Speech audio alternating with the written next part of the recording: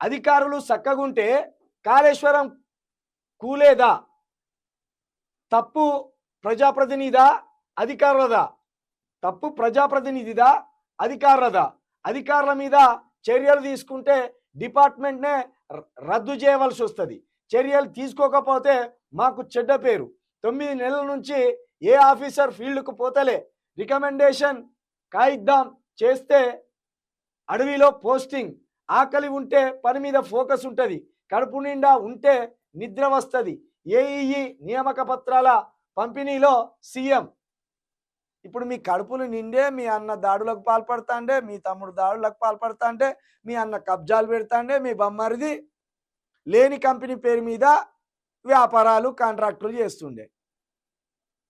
అధికారులు చక్కగా ఉంటేనట కాళేశ్వరం కూలేదా అంటాను. అడ్డమైనటోళ్ళు ఏంది దానికి ఏమన్నా? అసలు కాళేశ్వరం కూలడం అంటే వీళ్ళు ఎట్లా అబద్ధాలు ఆడతాను అంటే, పెద్ద బిల్డింగ్ ఉంటే ఒక్కసారి నీలమట్టమైనట్టు చెప్తాను. అది వాటర్ ఫ్లోను బట్టి కొన్నిసార్లు నెర్రలు వస్తుంది, కొన్నిసార్లు డ్యామేజ్ కావచ్చు, కాదంటలేం.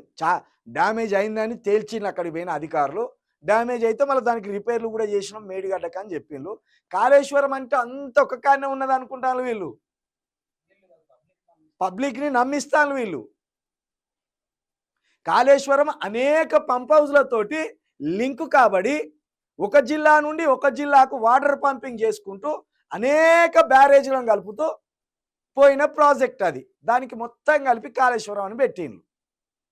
ఇక వీళ్ళు కాళేశ్వరం అంటే ఒకటే ప్రాజెక్ట్ అని అడుగు చూపెడతాను. అది కాదు. కాళేశ్వరానికి చిన్న డ్యామేజ్లు అయింది నిజమే, దాన్ని మళ్ళా రిపేర్ చేసింది నిజమే, మళ్ళీ సుందిళ్ళ నుండి మేడిగడ్డ నుండి మళ్ళీ వాటర్ పంపింగ్ చేస్తూనే ఉన్నారు. అయితే ఇప్పుడు ఇక మరి నువ్వు చక్కగా ఉన్నాక ఇప్పుడు హత్యలు ఎందుకు జరుగుతున్నాయి మరి రాష్ట్రంలో? ముఖ్యమంత్రి చక్కనోడైతే హత్యలు జరుగుతాయా? ముఖ్యమంత్రి చక్కనోడైతే ఆత్మహత్యలు జరుగుతాయా?